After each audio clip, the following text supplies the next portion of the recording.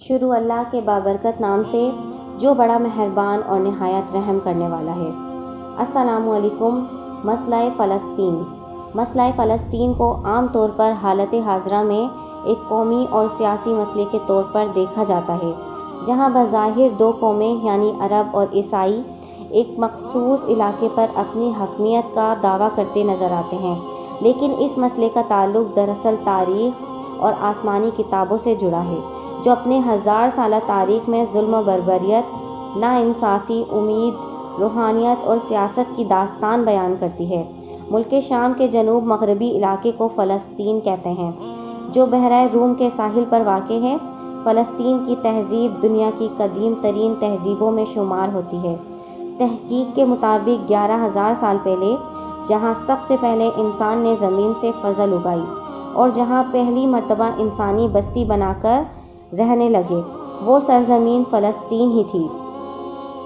فلسطین یعنی ارض مقدس کو یہود اور نصارہ کی مقدس کتاب میں سرزمین موعود کہا گیا ہے۔ یہودیوں کے مطابق یہاں 3000 سال قبل المسیح موسیٰ علیہ السلام جب بنی اسرائیل کے ساتھ آباد ہوئے تو آپ نے یہاں ایک عبادت گاہ کی بنیاد رکھی، جہاں حضرت داؤد علیہ السلام اور حضرت سلیمان علیہ السلام کے زمانے میں عظیم ہیکل بنائی گئی تھی، جبکہ عیسائیوں کا ماننا ہے کہ بیت الحم وہ مقام جہاں عیسیٰ علیہ السلام کی پیدائش ہوئی تھی، وہ بھی فلسطین کے شہر یروشلم میں ہی ہے اور آپ یہیں سے مسلوط کیے گئے تھے۔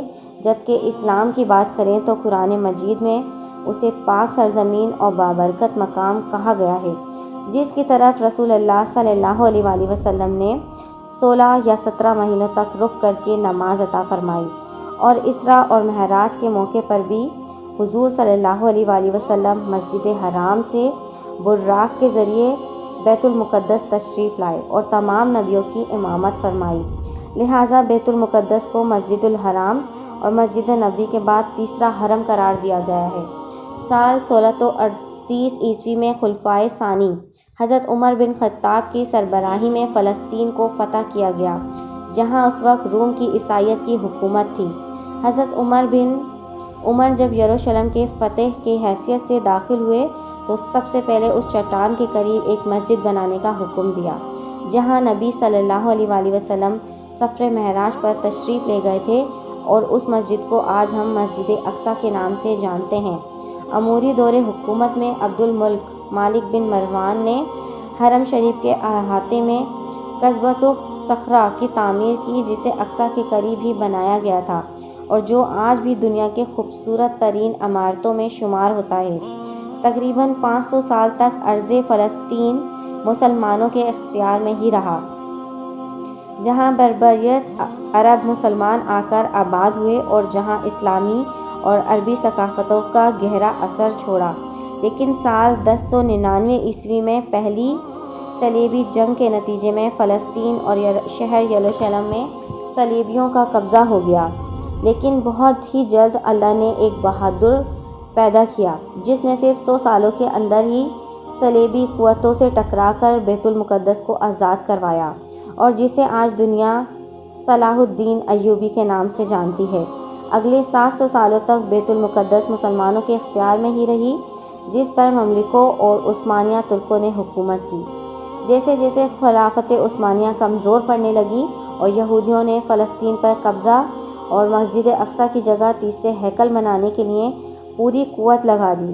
دراصل ہیکل عثمانی، جو یہودیوں کی سب سے مقدس عبادت گاہ تھی، اسے بخت نصرہ اور ٹائٹس رومی نے اسے 2 مرتبہ مسمار کر کے تباہ کر دیا تھا اور یہودیوں کا خوب قتل عام کیا تھا۔ لہٰذا اب یہودیوں کا مقصد تھا کہ قیامت کے قریب انہیں تیسرے ہیکل کو دوبارہ تعمیر کرنا ہوگا اور فلسطین میں عظیم یہودی ریاست کا قیام کر کے ہی ان کا مسیحا یعنی دجال کا ظہور ہوگا، جو پوری دنیا پر یہودیوں کی حکومت قائم کرے گا۔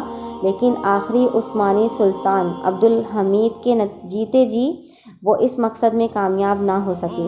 دراصل یہودی قوم سلیمان علیہ السلام کے دور میں در بدر مختلف ملکوں میں پھرتے رہے اور 200 سالوں سے ان کا اپنا کوئی ملک یا ریاست نہیں تھا۔ لہٰذا 19ویں صدی میں صہیونی تحریک کا آغاز ہوا، جس کا مقصد یہ تھا کہ دنیا بھر میں پہلے یہودیوں کو فلسطین کی طرف بلایا جائے اور یہاں ایک یہودی ریاست قائم کی جائے تاکہ یہاں ہیکل کی دوبارہ تعمیر ہو اور یہودیوں کو ان کا حق ملے۔ چنانچہ پہلی عالمی جنگ کے بعد جب سلطنت عثمانیہ کا خاتمہ ہوا تو فلسطین پر برطانیہ کا قبضہ ہو گیا، لہٰذا یورپی ممالک نے شیعونی تحریک کی حمایت کر دی اور دنیا بھر کے یہودی فلسطین آ کر آباد ہونے لگے، جس کا نتیجہ یہ ہوا کہ یہودی اور وہاں موجود عربوں میں تنازعات بڑھنے لگے۔ لہٰذا اسی صورت میں یہودیوں نے فلسطین کا کنٹرول سنبھال لیا۔ یونائٹڈ نیشن نے فلسطین دو علیحدہ ملکوں یعنی عرب فلسطین اور یہودی اسرائیل میں تقسیم کرنے کا منصوبہ پیش کیا، جبکہ یروشلم کو یونائٹڈ نیشن نے اپنے کنٹرول میں ہی رکھا، جہاں 3 بڑے مذاہب کے عبادت گاہ اور مقدس مقامات تھے۔ آخرکار 14 مئی سال 1948 کو اسرائیل وجود میں آیا، لیکن ارد گرد کے عرب ممالکوں نے اسرائیل کو تسلیم کرنے سے انکار کر دیا۔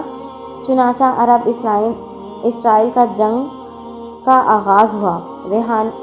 حیرانی کی بات یہ تھی کہ اتنے سارے عرب ممالکوں، ہتھیاروں سے لیس ملک کو اسرائیل نے اکیلے ہی شکست دے دی اور ایک ایک کر کے تمام عرب ملکوں نے ہتھیار ڈال دیے۔ اب اسرائیل نے یونائٹڈ نیشن کی پارٹی پلان کے برخلاف ان علاقوں پر بھی قبضہ کر لیا جو فلسطین کا حصہ تھا۔ نتیجتاً 7 لاکھ فلسطینی مسلمان بے گھر ہو گئے۔ اس دن کو النبا یعنی تباہی کے دن سے یاد کیا جاتا ہے۔ سال 1967 کو ایک بار پھر عرب طاقتیں اور اسرائیل آمنے سامنے آئیں، جسے 6 روزہ جنگ یعنی 6 ڈیز ہارس کہا جاتا ہے۔ اس جنگ میں بھی یہودیوں کو زبردست فتح حاصل ہوئی، لہٰذا اب فلسطینی مسلمان صرف ویسٹ بینک اور غزہ میں سمٹ کر رہ گئے۔